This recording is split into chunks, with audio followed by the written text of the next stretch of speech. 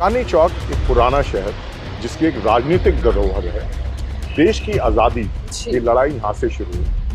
यहाँ एक हमारी धार्मिक धरोहर है। यहाँ पे गौरी शंकर मंदिर है, यहाँ पे जामा मस्जिद है, यहाँ पे चर्चेज हैं अनगिनत, यहाँ पे गुरुद्वारा शीशगंज है, यहाँ पर दिगंबर जैन टेम्पल है। तो ये हमारी धार्मिक धरोहर। चांदनी चौक में आप पार्टी की लीडरशिप है, शायद 70 विधानसभा में से सबसे करप्ट जो आप पार्टी की लीडरशिप है वो चांदनी चौक में है। ये आप लोगों से जाके पूछ लीजिए। मैं ऑन रिकॉर्ड आपको कहता हूँ, जगत पे हमने ऑफिस खोला, सानी साहब ने जो जगत के ओनर हैं उनको जाके धमकाया कि तुम मुद्दत का ऑफिस बंद कर दो।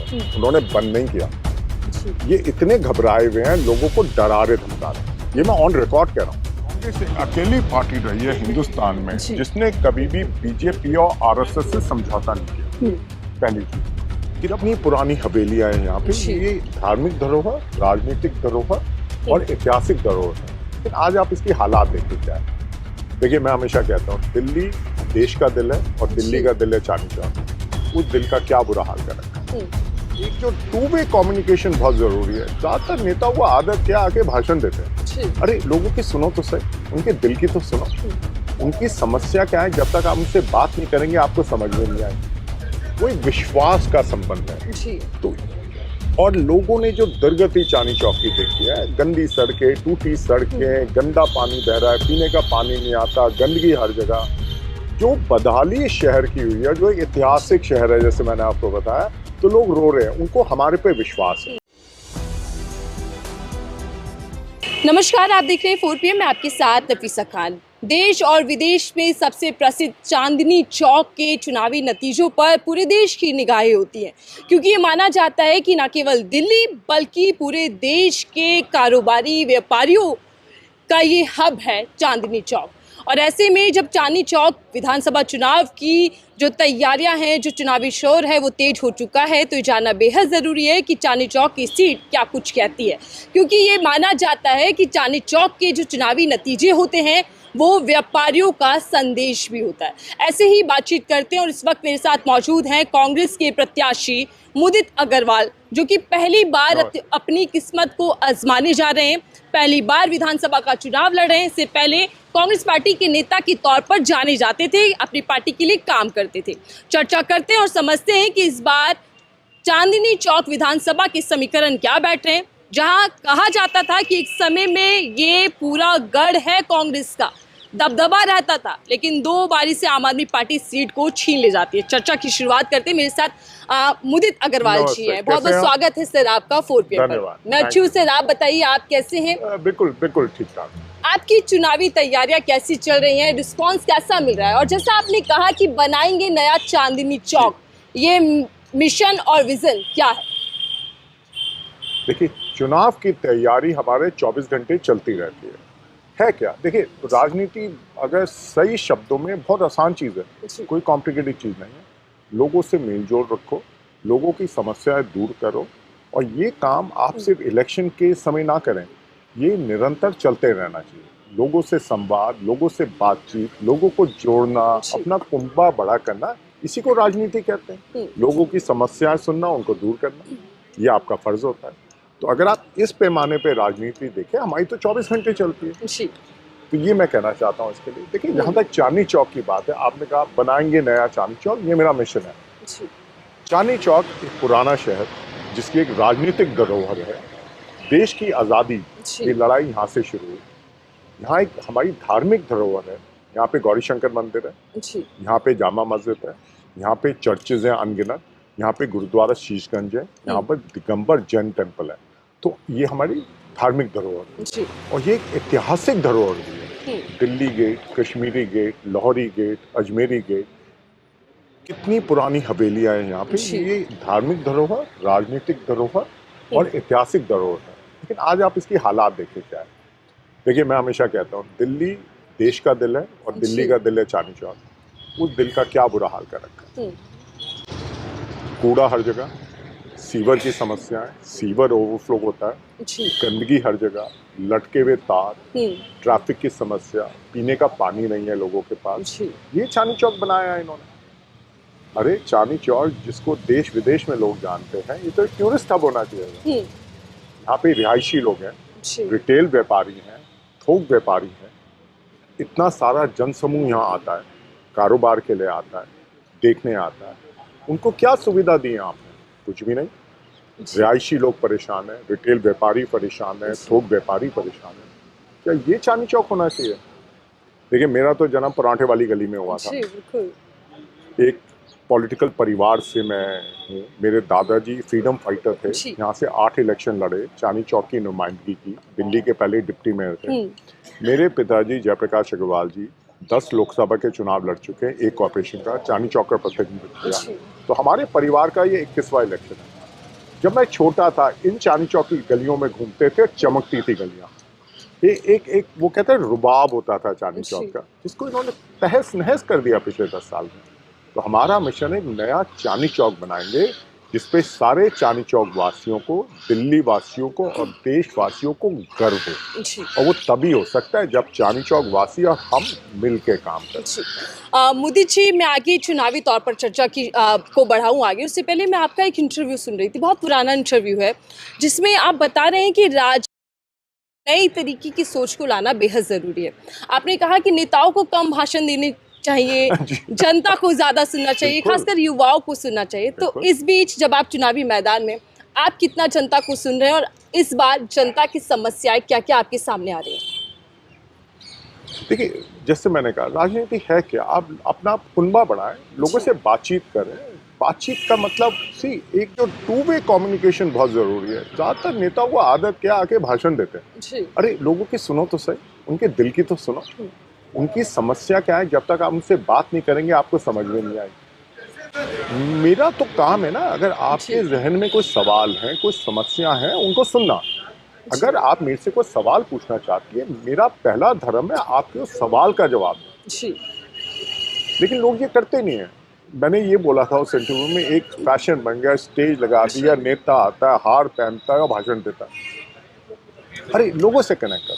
आज युवाओं के मन में सवाल है। अगर मैं कहाँ का लीडर हूँ, मैं लीडर तो तब हूँ ना, युवा मेरे से सवाल पूछे, वो मेरे से ये पूछे, मैं कांग्रेस को क्यों दूं वोट, मैं आपको क्यों दूं, मुझे आपकी ये बात पसंद है, ये नहीं पसंद है। अरे मैं हिम्मत होनी चाहिए जवाब देने की, तभी तो लीडरशिप है ना। तो ये लीडरशिप का तरीका बदलना है, ये पॉलिटिक्स बदलनी है। संवाद की पॉलिटिक्स होनी चाहिए, जी। लोगों से बातचीत की पॉलिटिक्स होनी चाहिए, ये मेरा हमेशा कहना रहता है। तो जब आप जनता से जुड़ रहे हैं और पदयात्रा भी कर रहे हैं, लोगों से जुड़ने के लिए सभाएं भी कर रहे हैं छोटी-छोटी, तो जनता क्या कह रही है? आपके अंदर क्या वो उम्मीद देख पा रही है जनता? जैसा आप कह रहे हैं कि नया चांदनी चौक बनाएंगे, उम्मीदें कितनी नज़र आ रही देखिए हैं? बिल्कुल आ रही है, वो उसकी बहुत वजह है। एक तो जो हमारे परिवार का रिश्ता जी। चांदनी चौक से है, वो एक राजनीतिक रिश्ता नहीं है, वो एक सामाजिक रिश्ता है, यारी दोस्ती का रिश्ता है, एक विश्वास का रिश्ता है। जी। उनको हमारे पे विश्वास है, हमें उन पे विश्वास है। हमारा 125 साल पुराना परिवार है जो परांठे वाली गली में रहता था। जी तो ये वो लेगेसी है जिसपे लोगों को विश्वास है। आज जो हमारे संबंध जो हैं लोगों से, और वो किसने हैं, वो हमारे साथ खड़े रहे, हम हमेशा उनके साथ खड़े रहे। वो एक विश्वास का संबंध है। जी तो और लोगों ने जो दुर्गति चांदनी चौक की देखी है, गंदी सड़कें, टूटी सड़कें, गंदा पानी बह रहा है, पीने का पानी नहीं आता, गंदगी हर जगह, जो बदहाली इस शहर की हुई है, जो एक ऐतिहासिक शहर है जैसे मैंने आपको बताया, तो लोग रो रहे हैं, उनको हमारे पे विश्वास है। तो वो विश्वास का रिश्ता है। देखिए दो चीज़ें और होती है, विश्वास से ज़्यादा एक चीज़ और है। देखिए कोई भी आपको काम करना होता है, 3 चीज़ें बहुत ज़रूरी हैं। सबसे पहले इंसान की सोच होनी चाहिए उस काम के बारे में, सोच छोटी है बड़ी है इसको बहुत फर्क पड़ता है।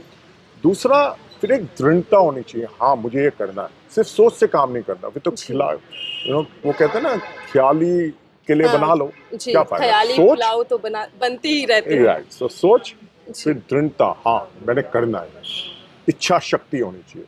लेकिन एक चीज और जरूरी है, जी फिर आप में क्षमता होनी चाहिए वो काम करने की। ये तीनों चीज का जब मिश्रण होता है तब काम होता है। अगर इसमें से कोई भी चीज रह जाए तो काम नहीं होता। जी तो लोगों ने हमारे अंदर वो तीनों चीजें देखी हैं, तभी लोगों को विश्वास है कि दशा बदलेगी चांदनी चौक की, हम बनाएंगे नया जी। चांदनी चौक। जी, राजनीतिक तौर पर भी, पारिवारिक तौर पर भी और परंपरा के तौर पर भी चांदनी चौक का जो क्षेत्र है, ये आपके परिवार के लिए बेहद ज़रूरी और बेहद करीब भी माना गया। जैसे आपने कहा कि आपके दादाजी फ्रीडम फाइटर रहे, आपके पिताजी लंबे समय तक यहाँ पर अपने दबदबा बनाए रहे, यानी कि जनता के बीच में नेता के तौर पर काम करते पाए गए और आप पहली बार किस्मत को आजमा रहे हैं। क्या उम्मीद है सर कि जनता आप पर किस रूप में विश्वास कर रही है? क्या वो जो नाता है पारिवारिक तौर पर वो बन पा रहा है इस बार? ये बिल्कुल बन पा रहा है। देखिए, दो तीन चीज़ें हैं। मैं हमेशा एक चीज़ कहता हूँ, एक लीडरशिप और इज्जत वो आपको खुद कमानी पड़ती है। हाँ, एक मैं परिवार में पैदा हुआ, वो मुझे सिर्फ मौका दे सकती है, लेकिन माफ़ करना, मेरा परिवार मुझे लीडर नहीं बना सकता, मेरा परिवार मेरी इज्जत नहीं बढ़ा सकता। ये दोनों चीज़ें मुझे खुद कमानी पड़ती है और ये मुझे शुरू से पता है। देखिए, एक होता है मौका मिलना। हाँ, परिवार में पैदा हुआ, मुझे एक मौका मिला है और फ़ायदा ये है, परिवार का एक अच्छा नाम है। कोई गंदे नाम से हमारे परिवार का नहीं लेता, लेकिन जो लीडरशिप है, इज्जत है, वो खुद कमानी पड़ती है। इसके लिए मैंने बहुत प्रयत्न किए हैं। मैं चांदनी चौक की जनता और पहले नॉर्थ ईस्ट की जनता के साथ हमेशा खड़ा रहता था। मैं दिल्ली में वाइस प्रेसिडेंट रहा हूँ, दिल्ली प्रदेश कांग्रेस कमेटी का, कांग्रेस का प्रवक्ता रहा हूँ। आपके चैनल पे काफ़ी बारी मैंने 1 साल पहले काफ़ी डिबेट्स कर रखी हैं। इसके अलावा अभी डिजिटल मेंबरशिप हुई थी कांग्रेस की, तो उसका मैं चेयरमैन था। हमने 4 लाख मेंबर दिल्ली में बनाए थे और वो भी मोबाइल पे, आधार कार्ड और वोटर ID कार्ड लेके। तो ये सब मेरे कार्य क्षेत्र रहे हैं। पिछले दिनों चांदनी चौक का जो बुरा हाल था, जामा मस्जिद इलाके का, मजनू के टीले का, पूरे चांदनी चौक का, मैं कमिश्नर MCD और DC कमिश्नर के पास लोगों को ले गया, व्यापारियों को ले गया, समस्याओं के बारे में जो मैंने आपको बताया। इसके अलावा जो आप पार्टी की करंट लीडरशिप है, इनका काम है यहाँ उगाही करना। इनको ये नज़र नहीं आता कि सड़कें कहाँ खराब है, कूड़ा कहाँ पे है, ट्रैफिक की समस्या है नहीं। हाँ, इनको ये पता है कहाँ बिल्डिंग बन रही है और किससे कहाँ पैसा लेना है। तो इनका जो नाम है करंट, जो आप पार्टी की लीडरशिप है, उनका उगाही सिंह नाम रख दिया गया लोगों ने, कि उनको नजर ही आता है, वो सिर्फ पैसे में लगे रहते हैं। जबकि मैं लोगों की समस्याओं के लिए खड़ा था। बीच में कहबर पास टूटा, चांदनी चौक का हिस्सा है, 80 साल से लोग वहाँ रह रहे थे, उनको हटा दिया गया वहाँ से। ना आप पार्टी, ना उनके MLA, ना उनके कॉर्पोरेशन के मेंबर्स उनके साथ खड़े थे, ना BJP खड़ी थी, इससे मैं खड़ा था उनके साथ। और आप पार्टी के MLA, ना मैं ऑन रिकॉर्ड कह रहा हूँ, क्या किया, धोबी लेन जब टूट रहा था, वहाँ 32 एकड़ जमीन है, धोबी लेन जब टूट रहा था, वहाँ पे मार्केट वाले भी हैं, वहाँ पे 84 लेन भी है, वहाँ पे चर्च कंपाउंड भी है। जब धोबी लेन टूट रहा था, चर्च वालों को, कंपाउंड और मार्केट वालों को बोला, तुम इनके साथ मत खड़े हो, तुम्हें मैं बचाऊंगा, इनका टूट रहा है, टूटने दो। तो धोबी लेन टूट गया, मैं उनके साथ खड़ा था। अगले दिन मार्केट वाले आए मेरे पास 2 दिन बाद, कह रहे हैं मोदी जी अब हमारा भी नंबर आ गया। मैंने कहा जब धोबी लेन टूट रहा था आप क्यों नहीं खड़े हुए? कह रहे हैं प्रहलाद सिंह सानी जी ने हमें समझाया कि तुम इनके साथ मत खड़े हो, तुम्हें मैं बचाऊंगा, इनका टूट रहा है, टूटने दो। कहता अब हमारा नंबर भी आ गया। जब मार्केट टूट रहा था, 84 ले चर्च कंपाउंड वालों को बोला नहीं तुम इनके चक्कर में मत पड़ो। इन्होंने जो नीति अंग्रेज अपनाते थे, डिवाइड एंड रूल, मतलब फूट डालो और राज करो, वो अपनाई और सबके घर तोड़वा दिए। देखिए, एक नेता होता है जो लोगों के काम नहीं करता, एक जलालत होती है जब आप गरीब आदमी के घर तोड़वाओ। तब कहाँ थे आप पार्टी के MP, तब कहाँ थे आप पार्टी के कॉर्पोरेशन के मेंबर, तब कहाँ थे BJP के खंडेलवाल जी, तब कहाँ थे केजरीवाल जी, जब कहाँ थे अमित शाह जी? हम खड़े थे उनके साथ। मैं उनको सिब्बल साहब के पास ले गया, उनका पीठ पीछा है, उन्होंने कहा मैं इनका फ्री में केस लड़ूंगा। उसमें भी आप पार्टी के MLA उन्होंने पॉलिटिक्स की। तो देखिए, चांदनी चौक, मैं हमेशा कहता हूँ चांदनी चौक की बदहाली क्यों हुई है? क्योंकि नीयत नहीं है काम करने की। अरे नीयत हो, नीयत नहीं है, नीयत है बिल्डिंगों से पैसा कैसे कमाना। बिल्कुल, आपने कहा कि जब जनता के मुद्दे समस्याएं थी तो आप उनके बीच पाए गए, BJP या फिर आम आदमी पार्टी के नेता लोगों नहीं को थे। विश्वास है कि मुझे फैमिली लेगेसी है। देखिए, जैसे मैंने कहा, वो तो मुझे एक मौका देगी ना, लेकिन अगर मैं अपने दम पे काम नहीं करूंगा तो। लेकिन परिवारवाद का आरोप हमेशा भारतीय जनता पार्टी कांग्रेस पर हर राज्य में हर चुनावी सभा से लगाती रही है। जी, देखिए, मैं तो पिछले 20 साल से कोई चुनाव लड़ा नहीं, काम किया है। और जैसे मैंने आपको बताया, मैं एक परिवार में पैदा हुआ हूँ और मुझे उस पर बहुत गर्व है। वो गर्व इसलिए है क्योंकि ये जो हमारा परिवार है, इसने हमेशा लोगों के लिए काम किया, तभी इज्जत कमाई है। लेकिन मैं ये कभी नहीं कहता क्योंकि मैं इस परिवार में पैदा हुआ हूँ इसलिए मैं लीडर बन गया या इसलिए मुझे इज्जत मिल रही है। वो तो भाई खुद कमानी पड़ती है समय। लीडर तो मुझे खुद बनना पड़ेगा, ठीक है, और वो तब बनूंगा जब जनता के बीच में होगा। इज्जत तो मुझे खुद कमानी पड़ेगी। और पता है इज्जत किसे कहते हैं? जो लोग पीठ पीछे आपकी तारीफ करते हैं, सामने तो सब सलाम करते हैं, उसको इज्जत नहीं कहते। तो मुदित अग्रवाल जी, आप क्या देख रहे हैं कि चुनावी लड़ाई में जो आपके विरोधी हैं वो कहाँ खड़े दिख रहे हैं? क्या चैलेंज है बड़ा या फिर आप सीट निकाल पाएंगे देखिए पहली बार चुनावी देखिए मैदान मेरा में? ये मानना है, चांदनी चौक में जो रिस्पांस मिल रहा है, हम निश्चित ये इलेक्शन जीतेंगे। और उनके खेमे में घबराहट है, तभी वो लोगों को डराने धमकाने का भी काम शुरू कर दिया। मैं ऑन रिकॉर्ड आपको कहता हूँ, जगत में हमने ऑफिस खोला, सानी साहब ने जो जगत के ओनर हैं उनको जाके धमकाया कि तुम मुद्दत का ऑफिस बंद कर दो। उन्होंने बंद नहीं किया।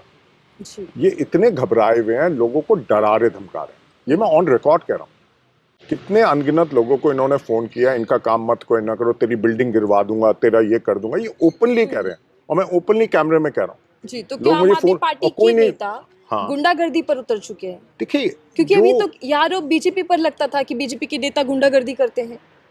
देखिए, जो चांदनी चौक में आप पार्टी की लीडरशिप है, शायद 70 विधानसभा में से सबसे करप्ट जो आप पार्टी की लीडरशिप है वो चांदनी चौक में है। ये आप लोगों से जाके पूछ लीजिए। जैसे मैंने कहा, कोई लोगों की समस्याएं नजर नहीं आती, लेकिन बिल्डिंग जहाँ बन रही होती है वो इनको नजर आती है। एक डायरी है इनके पास स्पेशल, उस पर लिखी होती है यहाँ पे ये बिल्डिंग बन रही है, यहाँ पे ये बन रही है। ठीक है, ये तो जग जाहिर है, किसी से भी पूछ लेता है। ठीक है, ये तो क्षेत्र की बात हो गई। चांदनी चौक, दिल्ली की बात की जाए, दिल्ली के अंदर आम आदमी पार्टी ये दावा कर रही है कि काम किया है और काम के दम पर वापसी सत्ता में हम लोग आ रहे हैं बहुमत के साथ। बीजेपी भी ताल ठोक रही है कि अब की बार भाजपा की सरकार।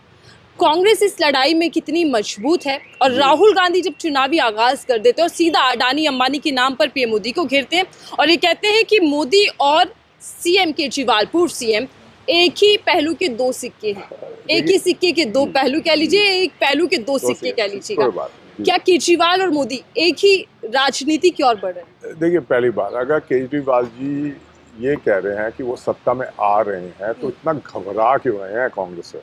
जिस दिन कांग्रेस की पहली लिस्ट आई, आतिशी जी ने क्या बयान दिया? कांग्रेस ने इतने मजबूत कैंडिडेट उतारे कि वो बीजेपी से मिल गए। बड़ी अजीब बात है। अरे भाई, अगर हम बीजेपी से मिले हुए हैं तो हरियाणा में जब आप कांग्रेस के विरोध में लड़े थे, क्या आप बीजेपी से मिले हुए थे? जब आपने उत्तराखंड में चुनाव लड़ा कांग्रेस के विरोध में, क्या आप बीजेपी से मिले हुए थे? जब आपने गोवा में लड़ा चुनाव, वो तो कांग्रेस को हराने के, तब क्या बीजेपी से मिले हुए थे? तो इनको अपनी गिरबान में जाके देखना चाहिए। ये बात है, कोई दिल्ली वाला अपने दिल पे हाथ रख के ये नहीं कह सकता कि 10 साल में दिल्ली की दशा सुधरी है। दिल्ली की दशा खराब हुई। ये लंदन पेरिस बना रहे थे, आज कूड़े की राजधानी बनी गई है दिल्ली। आज ट्रैफिक की समस्या है दिल्ली, मेट्रो के फेज लेट चल रहे हैं, पोल्यूशन का बुरा हाल है। मैं तो केजरीवाल की परिवार समेत 5 साल में लोग, अरे 10 साल पहले बोला था डुबकी लगाएंगे यमुना में, मैं उनको चैलेंज करता अपने परिवार के साथ आज यमुना में जाके डुबकी लगाएंगे। तो देखिए, दिल्ली में तो कोई काम हुआ नहीं। एजुकेशन की बात बहुत होती है, आप कुछ स्कूलों में पेंट करवाने से एजुकेशन हो गई। मैं आपको आंकड़े देता हूँ, जब हमारी सरकार 2013 में गई थी शीला जी की, 16 लाख बच्चे दिल्ली एडमिनिस्ट्रेशन के स्कूलों में पढ़ते थे। और 10 साल में दिल्ली की पॉपुलेशन बहुत बढ़ गई, लेकिन स्कूलों में बच्चे से 50,000 1 लाख बढ़े।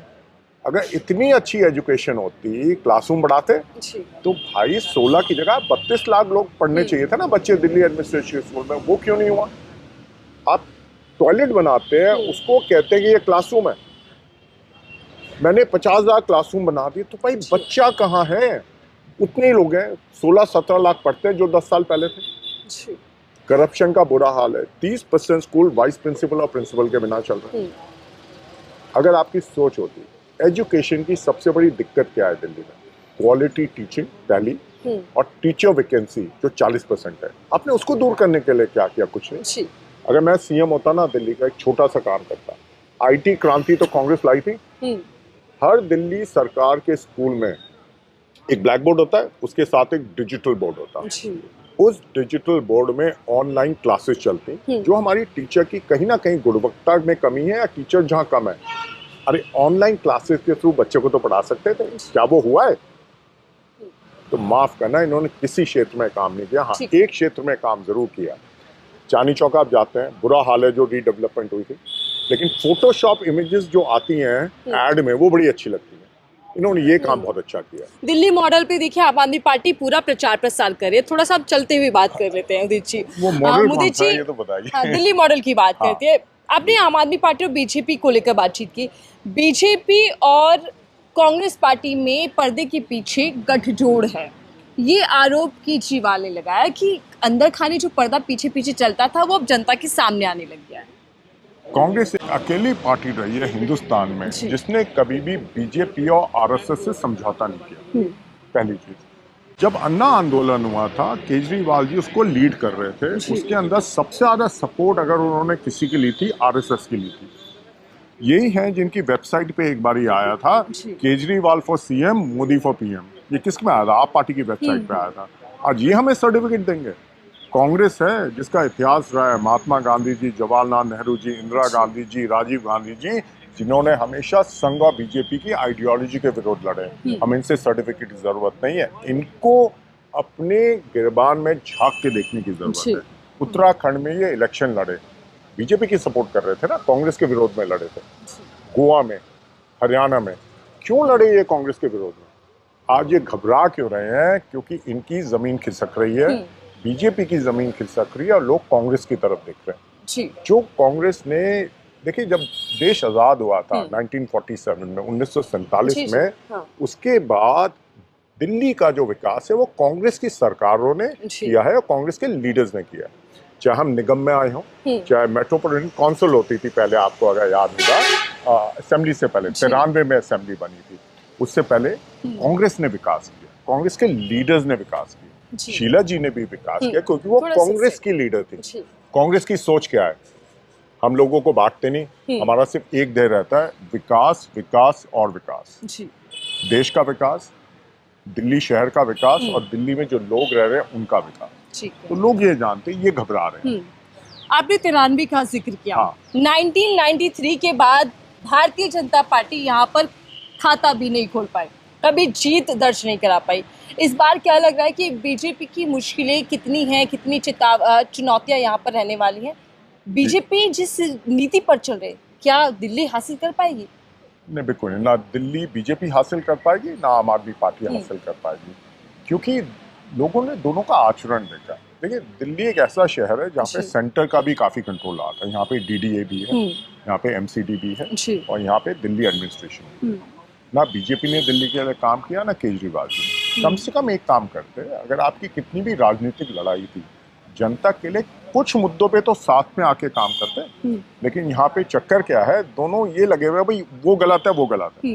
बीजेपी केजरीवाल जी को गालियां देती, केजरीवाल जी बीजेपी को गालियां देते। देखिए जब आप राजनीति में होते हैं और आप सीएम होते हैं या प्रधानमंत्री होते हैं, कुछ जगह आपको राजनीतिक स्वार्थ छोड़ के, वो कहते हैं ना, कभी कभी दुश्मन से मिलके भी लोगों के लिए काम करना चाहिए। वो यहाँ दोनों में नजर नहीं आया। माफ करना, किसी ने पहल नहीं की। सबको ये रहता था मैं कैसे दूसरे को नीचे करूं, इससे लोगों के काम नहीं। ये एडमिनिस्ट्रेशन करने का कोई तरीका नहीं। जैसे जैसे सर चुनाव नजदीक आता जा रहा है, वोटिंग के दिन करीब आ रहे हैं, तो भारतीय जनता पार्टी के कई नेता ऐसे हैं जो पैसे बांटते हुए दिखाई दे रहे हैं, यहाँ तक कि जूते चप्पल भी बांटते दिख रहे हैं। तो क्या सिर्फ पैसों के खेल के जरिए ही बीजेपी सत्ता पाने की कोशिश में? देखिए बीजेपी का जो इतिहास रहा है वो रहा है डिवाइड एंड रूल। उनके लिए, देश के लिए और दिल्ली के लिए कोई विजन नहीं है। जैसे मैंने कहा, अगर विजन होती तो चाहे केजरीवाल जी की सरकार थी, दोनों को आपस में मिलकर काम करना चाहिए था। दोनों में विजन नहीं है, दोनों में ये है भाई हमें सत्ता कैसे मिले। देखिए जब आप सत्ता पाना चाहते हैं उसका उद्देश्य क्या है? अपने लिए करना चाहते हैं या दिल्ली और देश के काम हो या फिर लोगों को करना चाहते हैं? सोच का फर्क है। तो देखिए बीजेपी का तो एक सेट एजेंडा है, वो उसी पे चलेगी। केजरीवाल जी का एक सेट एजेंडा है। दोनों में डेवलपमेंट कहीं फिगर आउट नहीं करता। केजरीवाल जी का बड़ा छोटा सा मॉडल है, प्रचार करो और करप्शन करो। करप्शन से जो पैसा कमाया उसको प्रचार में लगाओ, फोटोशॉप इमेजेस करवाओ, लोगों को बताओ मैंने काम किया, चाहे वो हुआ है नहीं हुआ। जैसे मैंने आपको स्कूल के एग्जाम्पल दिए, जैसे मैंने आपको शहर में जो चांदनी चौक का एग्जाम्पल दिया। देखिए आपको अगर दोनों की लीडरशिप देखनी है, सिर्फ आप चांदनी चौक विधानसभा आ जाइए, यहीं खैबर पास में लोगों को हटाया जाता है। मजनू के टीले चंद्रावल में सालों से लोग रह रहे हैं, आज तक उनको मालिकाना हक नहीं मिला उनका। पुराने शहर का इन्होंने बुरा हाल कर रखा है। तो यहाँ पे आप आके देख लेना, दोनों सरकार जिम्मेदार है इसके लिए। कहाँ थे ये लोग? बीजेपी और आम आदमी पार्टी बिल्कुल दिल्ली राह की जो आसान नहीं रहने वाली। आप कह रहे हैं कि कांग्रेस जो है वो बढ़ चढ़ कर हिस्सेदारी तो दे रही है दिल्ली के अंदर, लेकिन चुनावी जीत का भी डंका बजाने की तैयारी में। अभी आप चौंकाने वाले रिजल्ट्स आएंगे। देखिए मैं इसको उल्टा कहता हूँ जी 2013 में जब हम हारे थे, किसी को उम्मीद थी इतनी बुरी तरह हारेंगे। जब जनता पलटती है ना, नेता धरे रह जाते हैं। तो इस बार भी वही परिवर्तन देखने को मिलेगा। बिल्कुल देखने को मिलेगा। ठीक है, मैंने शुरुआत में सर कहा था कि ये जो सीट है ये व्यापारियों की और कारोबारियों के लिए हब माना जाता है। व्यापारियों के लिए आपके पास क्या प्लान है? चांदनी चौक की परेशानी गया है, यहाँ पे रिहायशी लोग रहते हैं काफी, जो जरूरी नहीं है वहाँ के व्यापारियों सिर्फ निवासी हैं। यहाँ पे पूरा बाजार है जो रिटेल बाजार है, इसके अलावा थोक बाजार भी है।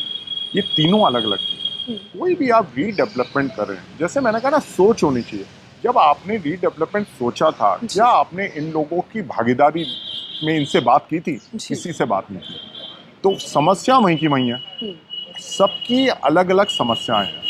जैसे व्यापारियों की समस्या ये है, जो थोक व्यापारी हैं, भाई माल आएगा जाएगा कैसे?